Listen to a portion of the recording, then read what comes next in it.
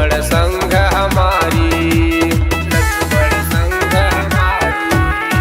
नैया लागे पार उतारा सुनिला अरज हमारी, पंचवटी में गईल जरूरी लक्ष्मण संग हमारी। फिर मिलब तुहसे आवत के बार हो, सिया सुकुमार संगवा कहे केवट से राम बार बार हो, सिया सुकुमार संगवा।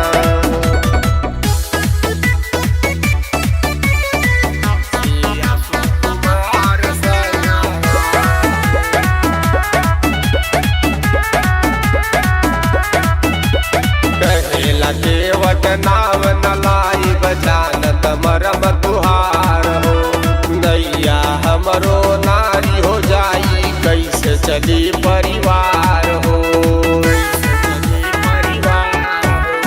कहेला केवट नाव नलाई बजानत मरम तुहार हो, नैया हमरो नारी हो जाई चली कैसे परिवार हो।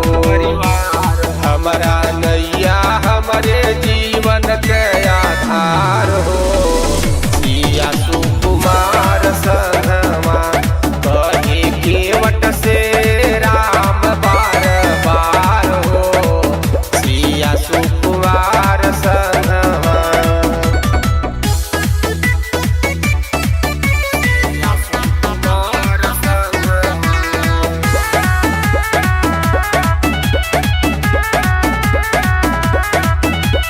कहे राम जी केवट भैया जाना बहुत जरूरी बा, कहे केवट तब पाँव धोवाला पाँव में लागल दूरी बा,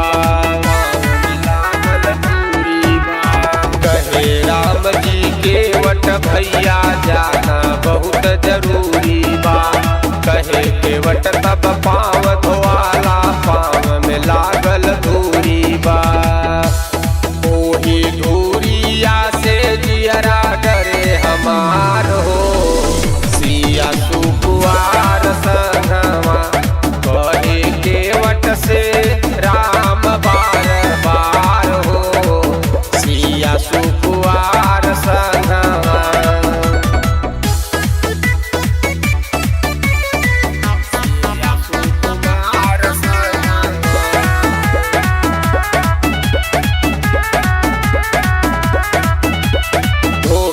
पाव केवट भैया तीनों को पार उतारे हैं, कहे व्यास तब राम